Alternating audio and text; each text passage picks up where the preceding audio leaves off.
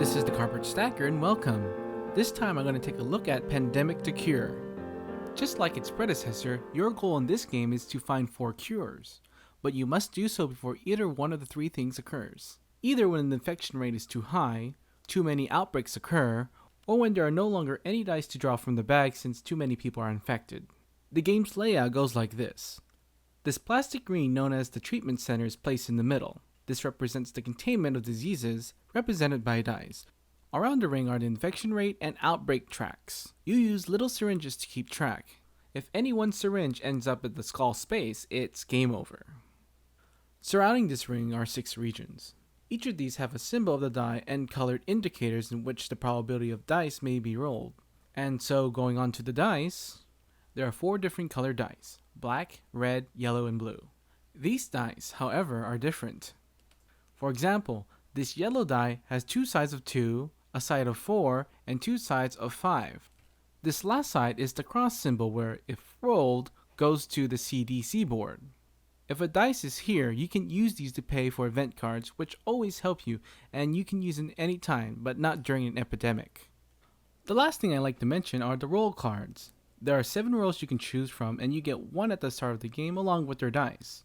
Now each roll not only has a special ability, but their dice sets are unique too. The medic here has a better chance of getting treatment symbols, while the generalist doesn't have a focus. She gets 2 extra dice and the first biohazard symbol roll doesn't take effect. I'll talk about biohazards in a little later. On to gameplay. Starting with a random selected player to go first, each player will have a turn which is divided into 4 phases. Turns are passed to the next player in clockwise order until the game is over. The phases are 1. Roll player dice and do actions. 2. Give samples. 3. Try to find a cure. And 4. Infect regions. In the first phase, you roll all your dice. If any biohazards are rolled, put these aside and you can no longer use them this turn. You can use dice with action symbols or re-roll them as many times as you like to get another outcome, and hopefully not another biohazard. You can use these dice one at a time and, depending on the symbol, do their effect. The fly symbol allows you to go directly to another region, and the boat is used to move your pawn to an adjacent region. The treat symbol can send any die from your current region to the treatment center, and from the treatment center to the bag. The jar allows you to collect a sample by taking a die from the treatment center and lock it with that die. This will help you towards finding a cure. There are other symbols related to one of the rolls and have unique effects according to each specific roll on what they do. A die faced with 2 symbols means you get to choose one of those actions. Rolling biohazards are bad, and every die has it. Not only you're not able to roll them on the same turn, it moves the infection track which an epidemic may occur. And if an epidemic occurs when the turn moves to a new section, then main play stops and an epidemic plays out. New dice are drawn from the bag according to the new infection rate along with all the dice in the treatment center. They are rolled and immediately put into the regions. This can be very bad since outbreaks may occur. If too many epidemics occur and the infection rate reaches to the end, game over. Outbreaks are bad too. An outbreak happens when a die or dice try to enter a region with 3 or more dice of the same color. Instead of putting these dice onto a region, since a region can only hold up to 3 dice of each color, these dice move to the next region and the outbreak track moves up by 1.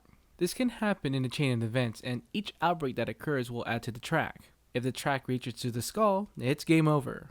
In the second phase, you can give all the samples of one color to another player in the same region.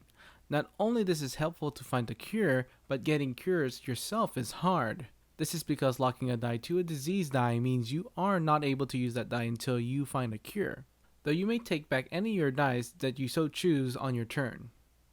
In the third phase, you can try to find a cure. The more samples you have, the better chances you will have finding a cure. To find a cure, take all the dice of one color and roll to see if you have a result of 13 or more. Finding a cure is good. If you do find a cure, a die used finding that cure is put onto the cure card. Dice in other players' samples, your samples, and in the treatment center are returned to the dice bag. Dice on the region still need to be treated. Also, treating dice is now easier.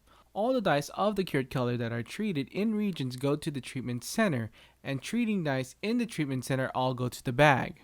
However, unlike in the regular pandemic, there are no eradications, so find those cures.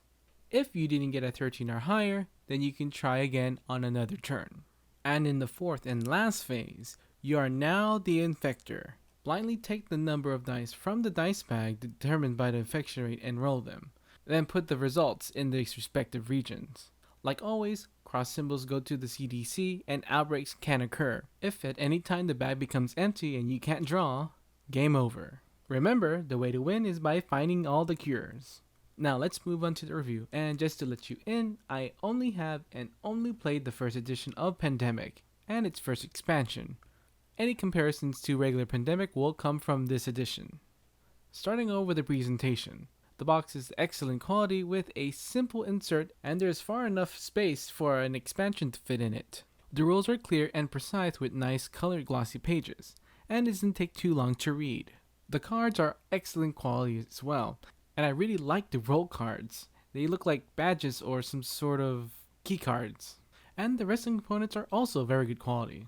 Some of the things I like during gameplay is that the setup is easy and simpler than the regular Pandemic. The roles, while different from each other, feel balanced, and not having a role that you might think is crucial in the game is not necessary to have. For a cooperative game, I feel that the roles are not forced. What I mean here is that you still have a good amount of freedom in the game, and your selected role is not tied down to just one task. I also like there's a press your luck element in the game. Will you take a chance on rolling just one more die in risk of an epidemic? There are some parts in the game I didn't like. Cures can take your actions away. If you're another player that didn't find a cure, waiting for another turn to find it again can be bad since you're giving up all your actions for another player. Remember that you can always take back your dice on your turn. Luck in the game can be in your favor, and it can really be not in your favor. Chains of outbreaks are not the only thing that can happen. There's a lot of things going on in the game that one bad move can erupt into a horrific consequence if you are not careful. For example, rolling just one biohazard can lead into getting an epidemic, making it closer to the end of the infection track, which brings more dice out of the bag, bringing it closer to making the bag empty, and also that leads to an outbreak, etc. You get the picture. If compared to regular Pandemic, the level in this one is harder even at the intro level.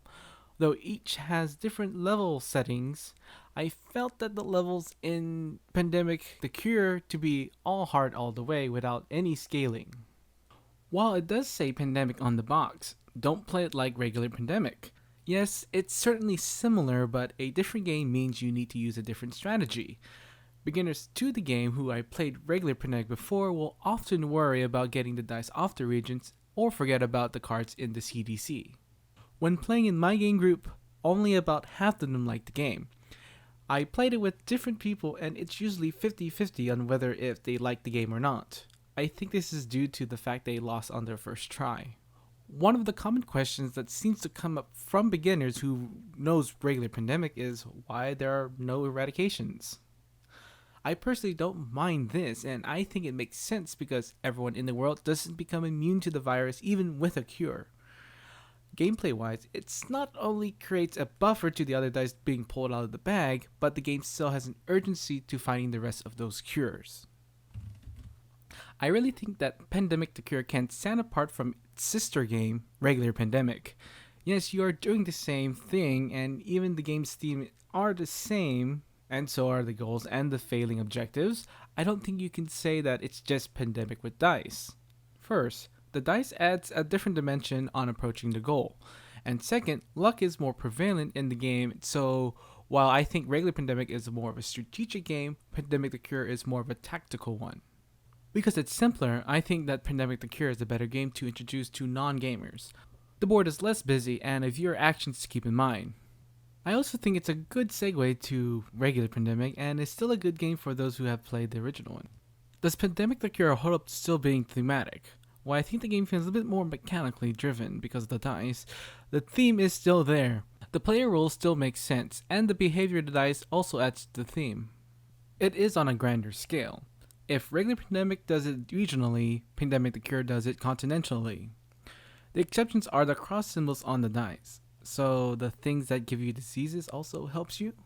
Anyway, between regular Pandemic and The Cure, I think The Cure is a better cooperative game. Some of the things that help The Cure to be a better cooperative game is that it's faster paced, a better tactical playstyle, and a good amount of luck from the dice. From the games I played, there wasn't any alpha gamer who tried to command all of us to do stuff. The only thing that still puts me in favor for regular Pandemic is that I'm waiting to see expansions for this game. With one way to win and 3 ways to lose, simpler and faster, Pandemic the Cure is Pandemic in a box. This is the Carpet Stacker, and good luck finding those cures.